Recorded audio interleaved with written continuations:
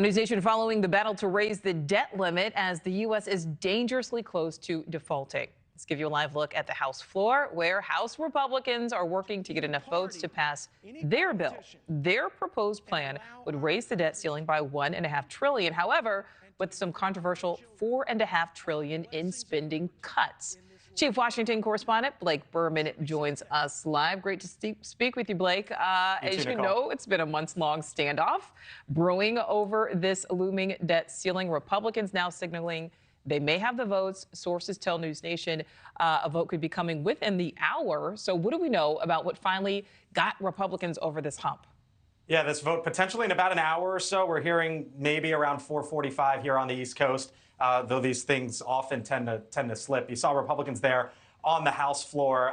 You asked what sort of tipped this. Well, there were some things involving biofuel credits. That's a big one for Republicans, clearly in the state of Iowa. But look, the bottom line here is there has to be some sort of an agreement in some form or another, Nichole, to raise the debt ceiling. It's believed to be the X date, as it's known, in early June. Why is that important? Well, if the debt ceiling isn't raised, the U.S. would then default on its obligations, and it would be a catastrophe. Not hyperbole to say, an absolute catastrophe, not only just for the U.S. economy, but ripple effects for economies all across the world. So what you're seeing today really is the starting point for Republicans saying, look, this is our bill going forward. Remember, in order to raise the debt ceiling, Republicans are saying that they want spending cuts. Part of what they're proposing is to roll back spending to 2022 levels.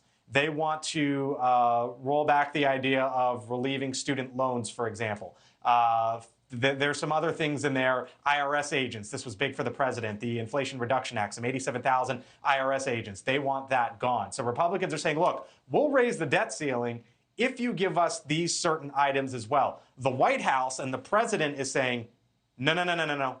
We need to raise the debt ceiling, clean slate, no matter what. So what we're watching today is essentially the starting point for Republicans. And remember, they can only lose 4 House Republicans to put their measure forward. And if they don't have the numbers, it would be really bad for Kevin McCarthy and House Republicans because they couldn't even get out of the starting gate to start negotiations here. So look, bottom line, a big moment for House Republicans as really the fate of the U.S. economy hangs in the balance here over the upcoming 6-7 weeks or so, Nichole. Absolutely. And as you said, the president has already essentially said no to this Republican plan.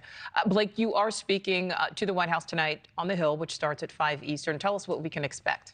Yeah, so we'll be talking to the Deputy Press Secretary, the number 2 in the press shop, Olivia Dalton, and we will talk to her about all of this. It was interesting, Nichole, because after President Biden's press conference, first one he's had in a month, by the way, just a little while ago, he was asked about this very issue, and he suggested that he would not even meet with Kevin McCarthy if it had to deal with the debt limit and the debt ceiling. That brings the question, if you got the president of the United States saying he won't even meet with the top Republican in Washington on the issue, then how does this thing get to the finish line? We'll press the White House on that and get into other issues. Also, clearly, the president just announced yesterday that he wants a second term. So what does the remainder of the first term look like for President Biden? We'll ask the White House about that and much more coming up on the Hill here on NewsNation, 5 o'clock here in Washington, Nichole. Yeah, we know you'll be digging into all of it. All right, Blake, thanks for that. Thank you for watching. Go to newsnationnow.com to find NewsNation on your television provider. And don't forget to click the red subscribe button below to get more of NewsNation's fact-driven, unbiased coverage.